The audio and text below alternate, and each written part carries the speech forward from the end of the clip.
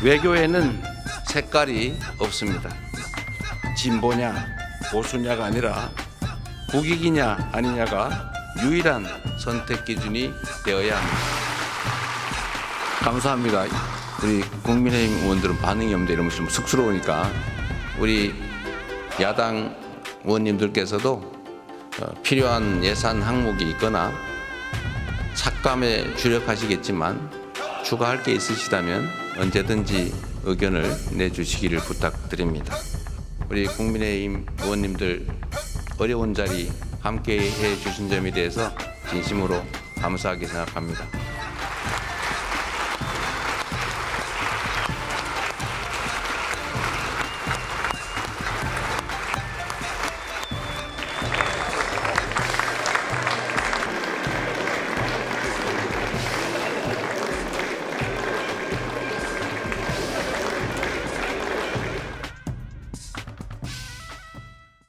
네, 배종호 세한대 교수, 김동원 국민의힘 대변인 모셨습니다. 어서 오십시오. 네, 안녕하세요.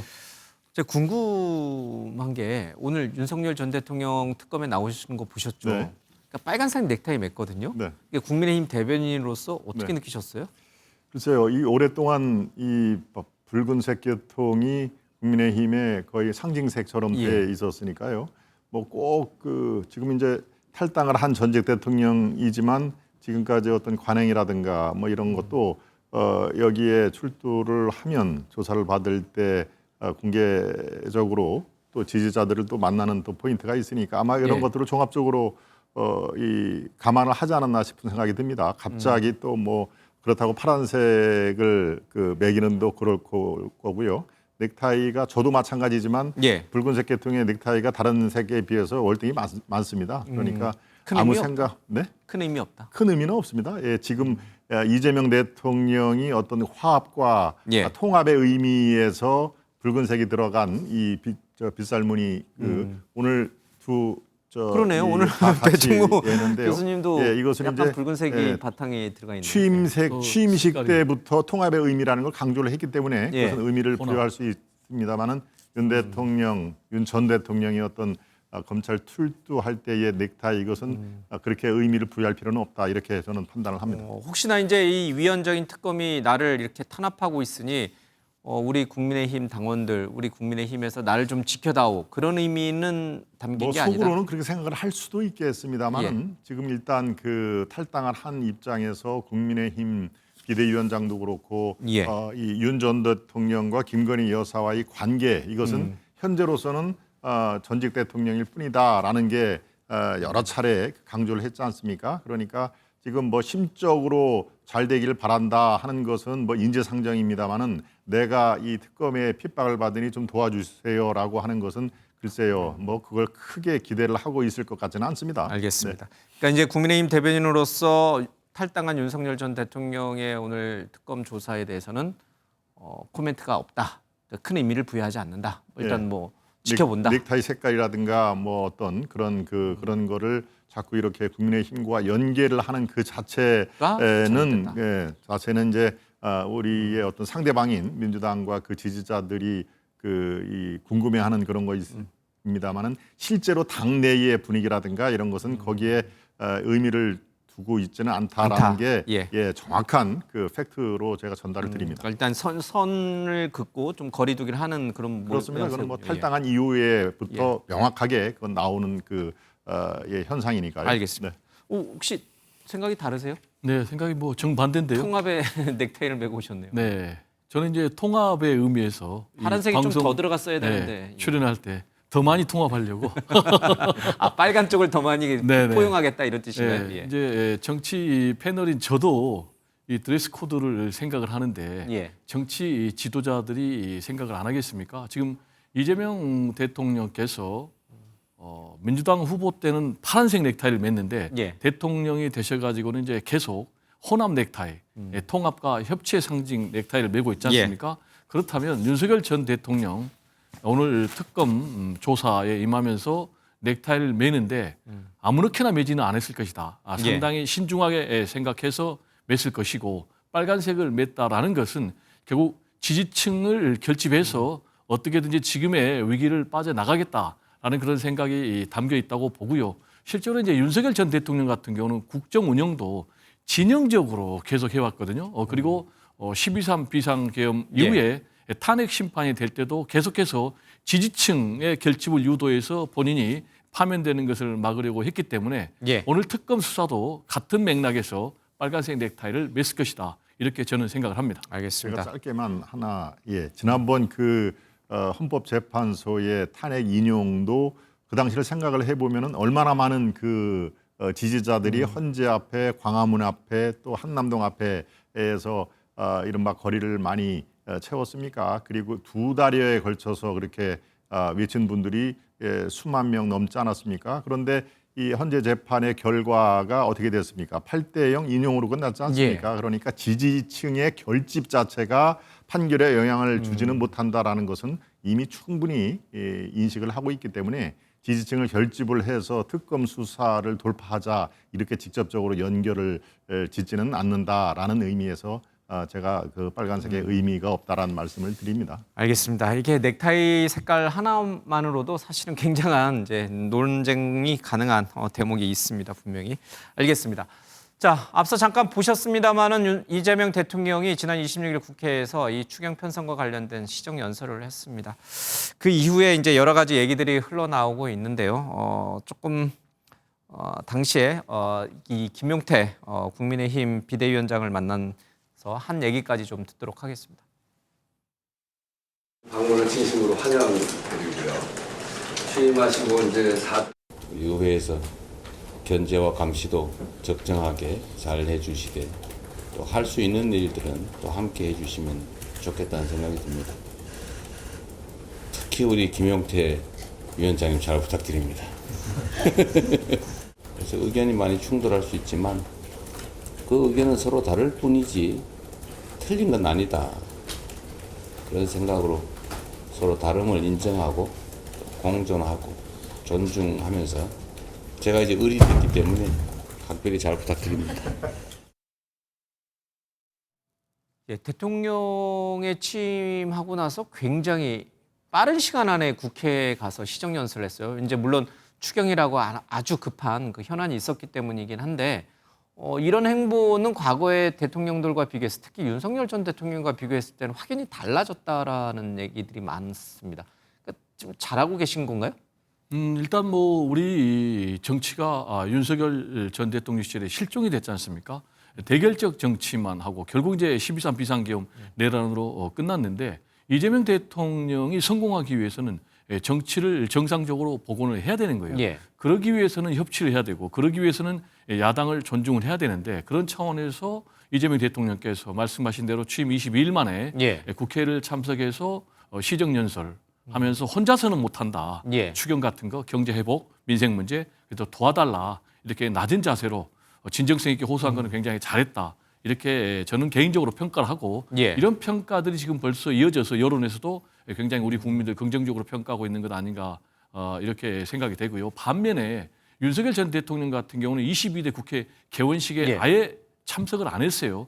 개원식에 대통령이 참석 안 한 것은 민주화 이후에 윤석열 전 대통령이 처음이고요. 그리고 또 22대에서 지난해 시정연설도 본인이 불참을 했고 한덕수 국무총리 대행을 했는데 당시 국무총리가 대행을 했는데 이런 부분과 비교하면 좀 확연히 달라진 부분이고 이런 행보가 앞으로 좀 쭉 계속해서 이어지면 성공할 것이다 이렇게 전망합니다. 근데 야당도 좀 달라진 것 같아요. 이제 윤석열 전 대통령 때의 야당, 지금의 민주당이죠. 여당인 민주당 의원들은 뭐 피켓도 들고 막 이렇게 이제 약간 했는데 이번에 보니까 국민의힘 의원들이 물론 기립박수 치진 않았지만 대통령이 이제 퇴장할 때 그쪽으로 갈 때 의원들이 다 일어나서 악수를 하고 뭐 그랬던 모습은 우원식 국회의장이 사진 찍어서 올릴 정도로 보기 좋았던 것 같아요. 그렇습니다. 이전에 민주당 의원들이 윤석열 전 대통령을 당시 대통령을 대하는 모습과는 확연히 달랐죠.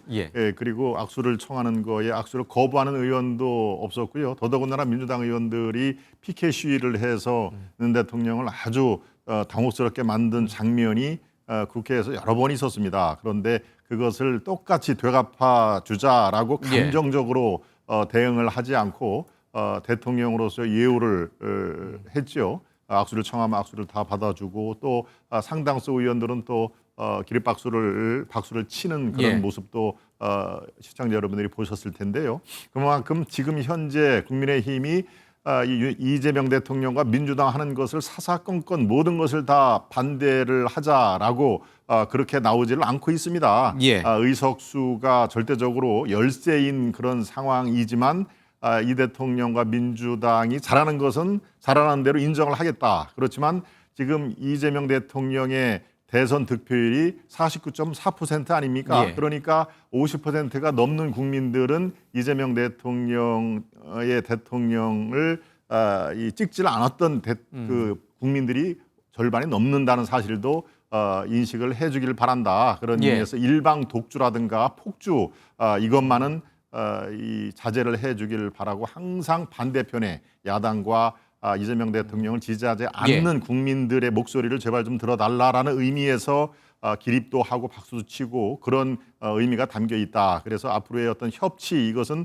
꼭 여야가 동시에 갖춰야 될 덕목입니다만은 어차피 가진 자가 나눠주고 베풀어야 됩니다. 더더군다나 양당 체제 대한민국 그 체제에서는요. 그러니까 이 대통령의 이번에 오늘부터 제가 을입니다 하는 것은 초심을 잃지 말기를 바라는데요. 그런 얘기를 하고 나서 또 아쉬운 대목은 법사위원장, 예결위원장 그 얘기를 이제 하려고 그럽니다. 그렇습니다. 그러니까 앞뒤가 안 맞는 거 아니냐. 그게 어떻게 의리 자세냐라는 비판의 목소리가 그래서 나오는 것입니다. 알겠습니다. 지금 뭐 말씀하신 대로 그 문제를 좀 짚어봐야 네. 될 것 같아요. 이제 이재명 대통령이 취임하고 나서 야당 원내 지도부를 포함하여 당 지도부를 만난 게 세 번째예요. 2번 식사도 했고요. 그렇죠? 그리고 26일 날 이제 차담회도 같이 했는데 자, 이렇게 협치를 강조했던 이재명 대통령. 그러나 국회에서 여당은 이 김민석 총리 후보자 문제를 포함하여 예결위 법사위원장 자리까지 약간 강행 처리하는 모습을 보였습니다. 잠깐 보겠습니다. 민주당식 협치 파괴 선출 강행 중단하라. 이재명 대통령이 국회에 찾아와서 야당의 협치를 요청하는 시정연설을 한 지 채 하루도 지나지 않았습니다. 이재명 정권과 더불어민주당은 거대 야당 시절의 독주, 폭주, 횡포 이러한 입장에서 단 한 발짝도 달라지지 않았습니다. 지난 18대 국회에서 우리 당은 80석밖에 안 되는 민주당에게 법사위원장과 좋은 상임위원장 자리를 양보했습니다. 이것이 국회의 관행입니다. 대통령은 야당과 자주 만나겠다고 하고 협치하겠다라고 하는데 왜 당은 야당과 대화하고 협상하지 않고 이렇게 빨리빨리 상임위원장도 그렇고 김민석 총리 후보자도 그렇고 왜 이렇게 강행 처리하고 있는 겁니까? 일단 뭐 상대적으로 봐야 될 텐데요. 예. 네, 국민의힘에서는 일방 독주다 이렇게 얘기를 하고 있고 민주당에서는 민생 또 추경 개혁 입법 처리하기 위해서는 우리는 우리 길을 가야 된다라는 이제 그런 시각차가 분명히 있는 것 같고요. 예.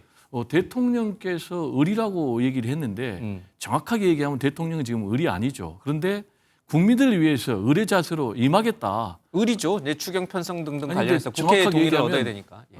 국회에서 추경을 통과하는데 사실은 국민의힘이 반대해도 추경 처리하는데 전혀 문제가 없어요. 그럼에도 불구하고 대통령이 의리라고 한 것은 말씀하신 대로 국민들을 위해서 원만하게 추경 처리하겠다.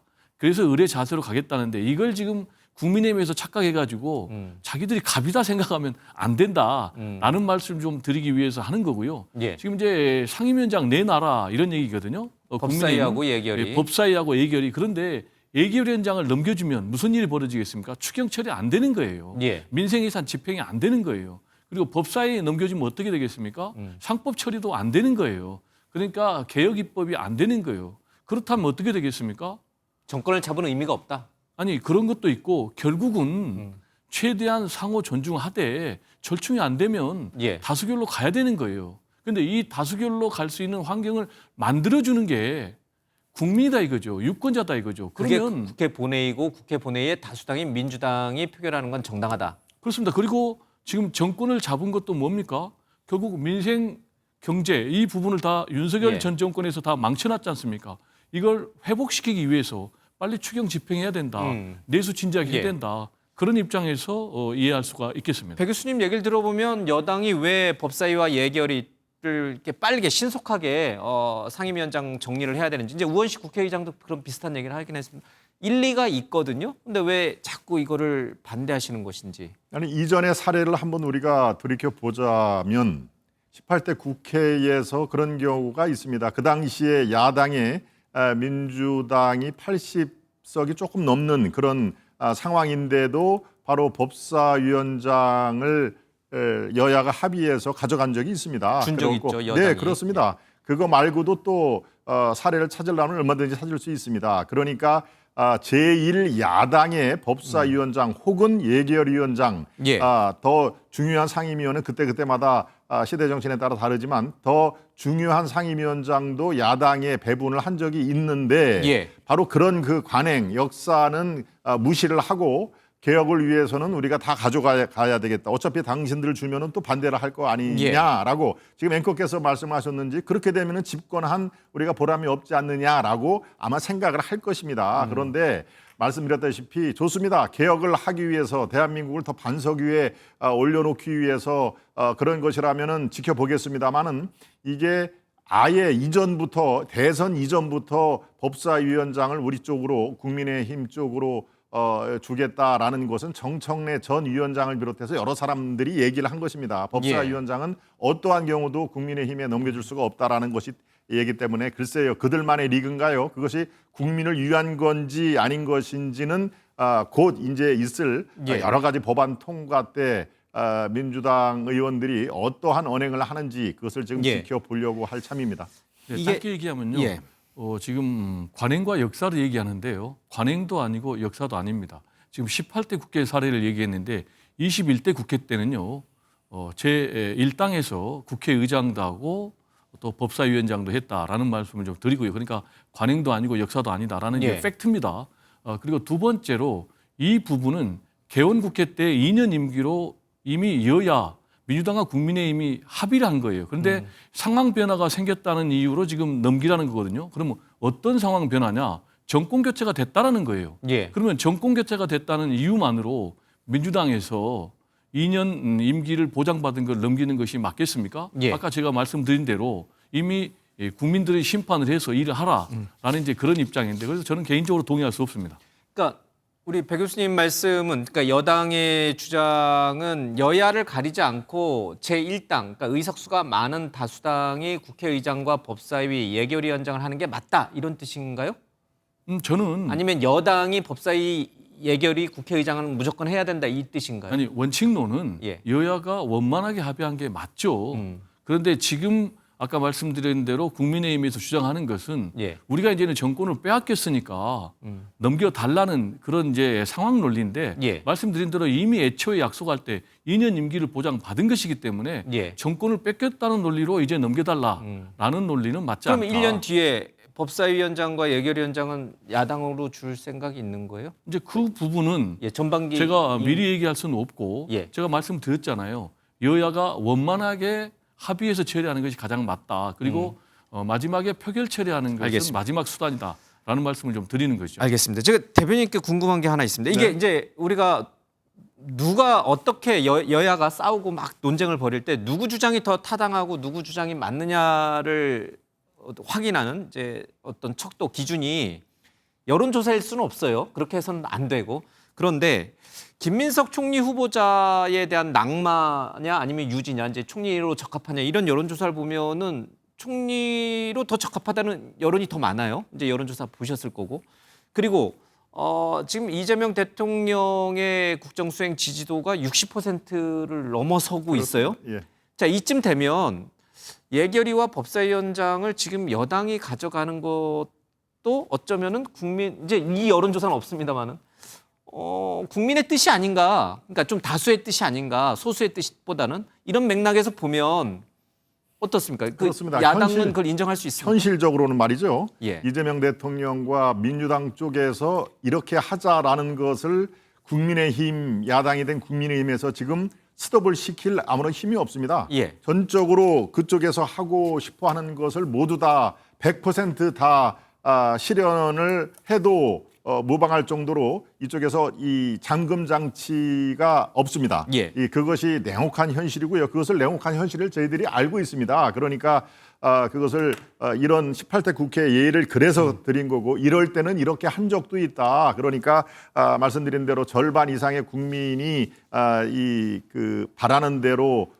해주기를 바란다라는 얘기지. 지금 아무리 국회 로텐더 홀에서 저렇게 이 항의 농성을 해도 대통령과 민주당 수뇌부에서 하는 것을 막을 방법은 전혀 없고요. 예. 제가 한 가지만 더 말씀을 드린다면은 지금 총리 이 김민석 총리 후보자의 찬성 기류가 더 많은 거 아니냐라고 얘기를 말씀하셨는데 여론조사상. 그런 여론조사 있고요. 지난주 금요일이네요. 금요일 날 발표될 가장 최근에 이 여론조사 제가 수치는 말씀드리기는 좀 그렇습니다만 이 총리로서 김민석 그 후보자를 찬성한다라는 게 40몇 %였습니다. 43%. 예, 저 여론조사에서는 그렇습니다. 화면에 그러니까 나옵니다. 50%를 넘지가 않는 상황이기 때문에 그리고 여론조사 추이가 점점 그 수치가 낮아지는 트렌드가 분명히 있었습니다. 그러니까 그것을 국민들은 이 총리 후보자가 적합하다라고 예. 지금 단언을 할 수가 없는 상황이고요.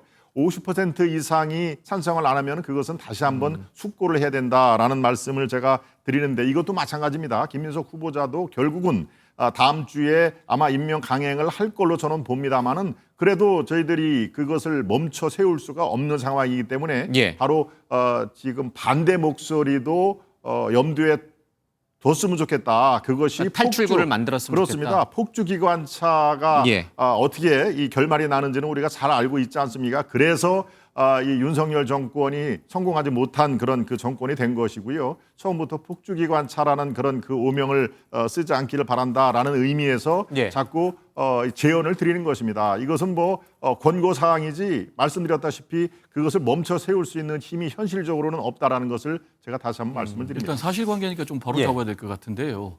지금 김민석 총리 후보자가 찬성 여론이 50% 못 넘는다. 넘는 여론조사도 있고 이렇게 좀 말씀하셨는데 넘지 못하는 그러니까 여론조사도 이제, 있어요. 예. 넘는 것이 있습니다. 한겨레 예. 리서치는 50% 넘었습니다. 그러니까. 그리고 낮아지는 추세다라고 얘기를 하는데 이건 정말로 잘못된 얘기고요.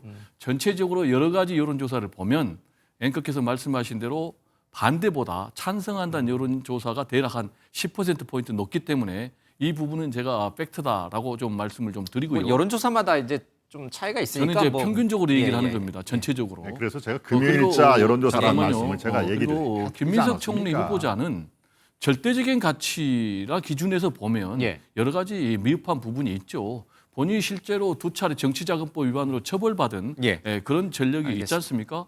그럼에도 불구하고 국민들은 왜 전체적으로 찬성에 더 방점을 찍느냐라는 예. 건두 가지예요.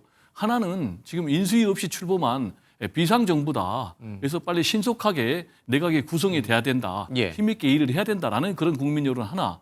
그리고 지금의 비상정국을 초래한 예. 그 책임이 윤석열 전 대통령 그리고 국민의힘에 있다라는 그 두 가지가 담겨 있다고 보니까 저는 발목 잡기 그만하고요. 참고로요. 예. 한덕수 전 국무총리 같은 경우 더 부족한 점이 많습니다. 알겠습니다. 재산인 70억. 그런데도 불구하고 민주당에서 당론으로 찬성을 해줬어요. 저는 좀 이런 부분이 예. 국민의힘에서 좀 필요한 모습이 아닌가 알겠습니다. 생각이 됩니다. 지금 이제 장관 후보자를 지명을 계속했잖아요. 네. 곧 이제 인사청문회가 열릴 것이고 그러나 국민의힘은 김민석 후보자 낭만, 지금 나경원 의원은 단식까지 하고 계신데 또 이제 법사위 예결위원장 문제 때문에 단식은 아니고요. 항의 농성이 항의 농성, 정확한- 예. 강경 투쟁을 벌이고 있단 말이에요. 그러니까 앞으로 인사청문회 해야 될 장관들이 첩첩산중인데 많은데 이렇게 야당이 강경하게 나오면 앞으로 인사청문회도 계속 파행일 거 아니에요. 그러면 협치는 물 건너가는 거니까 여건이 여당이 좀 대승적 차원에서 야당한테 줄 건 주고 또 인사청문회 같은 것들에서 좀 협조를 구하고 이렇게 갈 수 있는 묘수는 없나요? 방법은 없나요? 묘수는 상당히 좀 어렵다고 봅니다. 그런데 그럼 이렇게 자세는 굉장히 중요하다고 봅니다. 예. 저는 그런 점에서 이재명 대통령의 지금 행보는 저는 진정성이 있다. 이렇게 저는 보거든요. 진정성 그렇다면 알아달라. 대승적인 그런 모습은 여당에게만 또 대통령에게만 요구받을 것이 아니고 국민의힘도 해야 예. 되는데 제가 아까 말씀드렸잖아요. 지난번에는 민주당은 대승적으로 찬성을 했는데 예. 지금 계속해서 국민의힘은 제가 볼 때는 변화의 모습은 전혀 보이지 않고 예. 과거의 잘못된 국정 운영, 잘못된 뭐 당정 관계에 대한 반성이나 예. 성찰은 좀 없어 보입니다. 네, 예. 김민석 후보자는 제가 뭐 솔직히 그 총리로 임명이 저는 될 걸로 보고요. 성공한 대한민국 총리로서 기록되기를 저는 진심으로 기대를 합니다. 제 예. 개인적인 인연을 떠나서 뭐 학교 동기라는 인연을 떠나서 두 분이 동기세요. 네, 그렇습니다. 뭐 정말로 이 어렵게 청문회를 과정을 거치고 많은 국민들이 우려한 그런 고비를 거쳤기 때문에 정말 이 심기일전을 해서 정말 총리를 시켰더니 예. 정말 일은 잘하는구나라고 성공한 총리로 되기를 저는 진심으로 바랍니다만은 예. 청문회 과정에서 나온 여러 가지 그런 문제점들은 이 본인이 다시 한번 쭉 숙고하시기를 바랍니다. 네. 예. 네. 자, 이제 김민석 총리 후보자에 대한 청문회는 이제 끝이 났고 이제 국회 본회의에서 어떻게 할 것인지만 이제 남았는데 아직은 이제 좀 야당을 설득할 시간은 좀 있어요. 그렇죠? 예, 끝까지 한번 좀 설득을 해 보시죠. 그럼 뭘 줘야 돼요? 서로 줘야 돼요. 예. 한쪽만 달라고 하면 안 되고 알겠- 상호 존중. 알겠습니다. 앞서 이제 이재명 대통령의 이제 직무수행 평가 얘기를 좀 잠깐 했는데 임기 초반 평가를 역대 대통령들과 쭉 비교를 해보니까 뭐 김영삼 대통령이라든지 김대중 대통령보다는 낮습니다. 그리고 문재인 대통령 때보다도 좀 낮아요. 그런데 노무현 대통령이라든지 또 이명박 박근혜 대통령 때보다는 좀 높습니다. 뭐 초기라 큰 의미 부여를 좀 하기는 어려운데 앞서 이제 말씀하셨잖아요. 49.4% 네. 정도, 4%로 득표했지만 지금은 이제 64%까지 이제 올라와 있단 말이에요. 네. 그러니까 이재명 대통령을 찍지 않은 국민들도 이재명 대통령이 막상 대통령 해보니까 잘하네 이렇게 평가한다는 얘기거든요. 그렇습니다. 잘하고 있다는 건 동의하시는 거죠? 그렇습니다. 제가 한 달이 지금 채 안 된 그 이재명 대통령의 초기 행보는 제가 국민의힘 대변인이지만 상당히 그 몸을 낮추고 스킨십을 더 강화하려고 하고 본인이 애완견이라고 그렇게 쓰게 비판을 했던 언론과도 이 접촉면을 많이 넓히는 그런 그 고민의 흔적을 여러 군데에서 보였기 때문에 저는 초기에 이재명 대통령의 행보에 대해서 일정 부분 그 평가를 합니다. 그런데 이 초심을 부디 잃지 마시길 바라고요. 그리고 이 이재명 대통령이 대통령을 되기 위해서 많은 이 집단들의 세력들의 도움을 받은 것이 있고 그것이 이제 공약으로 표출이 되지 않습니까? 그런데 현실적으로 달성이 매우 어려운 공약이라든가 대한민국을 위해서 바람직하지 않은 공약은 아마 이재명 대통령 스스로 알 겁니다. 이 공약은 상당히 이 추진하기에 신중에 신중을 거하고 때로는 이 공약은 정말로 이 잘못된 공약이었습니다. 대한민국을 위해서 요거는 안 하렵니다 하는 자세도 필요합니다. 이 배를 타고 강을 건넜으면 대통령이 됐으면 그 배를 이제 버릴 줄도 알아야 됩니다. 그런 의미에서 민노총 전 위원장을 고용노동부 장관에 시킨 것이 주목의 대상인데요. 저는 그분도 정말 노사 나중에 이 장관직에서 내려갈 때 박수를 받으며 내려가는 걸 저는 기대를 합니다마는 그분이 고용노동부랍니다. 이 노동부 장관이 아니고 어떻게 고용 문제를 지금까지 고민을 했는지 글쎄요. 그런 의미에서 본인이 짐으로 이렇게 많은 도움을 줬던 민노총이라든가 노동 세력의 어떤 그 보훈 인사라든가 이런 것들은 앞으로 해결해야 될 숙제다. 이런 것을 염두에 꼭 두시라 이런 말씀드립니다. 근데 이제 국민의힘도 노동운동가 출신인 윤석열 정부도 노동운동가 출신인 김문수 장관을 만들었잖아요. 노동부 장관을. 네, 그분은 노동운동가로 시작을 했습니다마는 경기지사와 또 중간에 세탁 과정이 부천에서 있었다. 삼선에 또 한 것이기 때문에 행정을 아는 분이죠. 그분하고 아주 참신하기는 합니다마는 현직 열차 기관사를 고용노동부 장관으로 시킨가. 저는 처음에 다르다, 정말 이렇게. 상당히 참신하게 생각하는 분들이 많겠다라고 생각을 했는데 이 장관은 참신한 것만 갖고 안 되지 않습니까? 필요 충분 조건이 다 있어야 됩니다. 성과로서 나타내야 되는데 그분이 어떤 지금까지 나온 이 직업에 대한 그 예. 상황을 볼 때 과연 고용노동부가 기대하는 장관의 성과를 낼 수 있을지 예. 저는 뭐 기대도 큽니다만은 상당히 아까 얘기했듯이 배를 타고 강을 건넜으면 그 배를 버릴 줄도 안다라는 의미에서 아무튼 고용노부 장관이 최근에 이 인선에서는 가장 그 하이라이트였다. 예. 그리고 성과를 내기를 바랍니다. 저는. 알겠습니다. 네. 뭐 민주노총 위원장 출신이긴 합니다만은 이재명 대통령과는 꽤 오랫동안 네. 인연을 맺고 있어서 이재명 대통령이 직접 발탁했다 이런 이제 얘기도 있어서 그렇습니다. 저도 한번 쭉 그렇습니다. 보겠습니다. 네. 우리 배 교수님께는 좀 다른 질문을 좀 드리고 싶어요. 이재명 대통령 직무평가 항목을 쭉 보니까 부정평가 쪽에 과도한 복지, 민생지원금, 또 나토 불참 뭐 이런 것들이 좀 있습니다. 그러니까 이제 이재명 대통령이 잘 못하고 있다라고 생각하는 분들 머릿속에는 이재명 대통령이 잘하는 분야로 꼽히는 것들이 부정적으로 비치는 거예요. 그러니까 지금 뭐 추경 얘기도 나옵니다마는 부동산 문제라든지 또 민생지원금 문제라든지 이런 것들에 대해서 그러면 어떻게 저 반대하시는 부정평가하시는 분들 또 끌어안을 수 있을 것인가? 그 숙제가 남아있다는 뜻이거든요. 그걸 어떻게 그렇습니다. 해결해야 이제 돼요? 말씀하신 대로 그런 부분은 결국 이제 업무 성과를 통해서 입증할 수밖에 없고요. 예. 지금 보면은 긍정평가 이유가 부정평가 쪽으로 쪽 1위로 가요. 되어 있거든요. 그러면 이게 양면성이 있는 그 이유는 결국 이재명 대통령을 찍었던 분들 또는 중도에 있는 분들은 긍정적인 의미, 예. 뭐 민생 경제 이런 부분, 특히 추경, 그래서 민생 회복 지원금. 그런데 반면에 보수 쪽으로 또 이재명 대통령을 찍지 않았던 예. 그런 분들은 그런 것에 대해서 부정적으로 본다.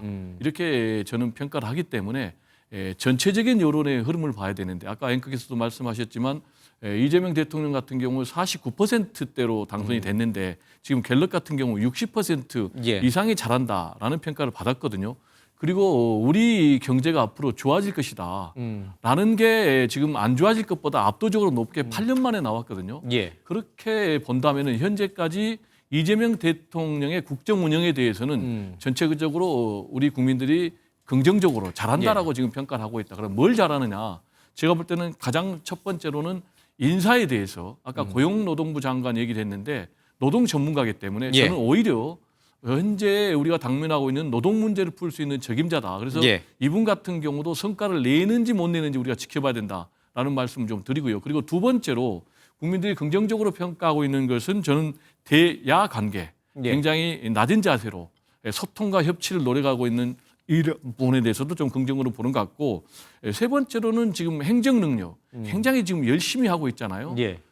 특히 뭐 추경은 물론이고 최근에 광주 군공항 민간공항 통합 이전 문제와 관련해서 대통령이 직접 논쟁의 중심에 들어가서 해결해 버렸잖아요. 예. 저는 깜짝 놀랐어요 개인적으로. 굉장히 박학다식해요. 예. 아니 근데 박각 다시간 것도 중요하지만 이게 10년이 넘은 예. 아주 오래된 문제인데 일거에 정리를 해버렸거든요. 그래서 이런 부분들을 우리 국민들이 종합적으로 높게 평가하고 있는 건 아닌가. 근데 예. 가장 중요한 것은 처음에 이렇게 반짝하고 시간이 끝나면 안 다 되는 갈 것 거죠. 같아서. 예, 예. 끝까지 말씀 쭉 잠깐 줄여주십시오. 잘해줘야 예, 예, 예. 되겠죠. 20초만 드릴게요. 혹시 이재명 정부 경기가 좋아질 것이라는 여론이 많거든요. 네. 그 부분은 야당도 적극 협조할 거죠. 그렇습니다. 희망사항이 포함되는 상황이지만은 지금처럼 저렇게 경제 민생 이런 거에 주안점을 두면은 경기는 상향할 수 있다. 저는 그렇게 또 보고 있습니다. 예. 오늘 두 분 대화를 들어보면은 분명히 이게 여야가 잘 협치할 수 있는 부분들이 있는 것 같습니다. 그렇게 좀 국회가 운영이 됐으면 좋겠습니다. 자, 오늘 여기서 마치겠습니다. 고맙습니다.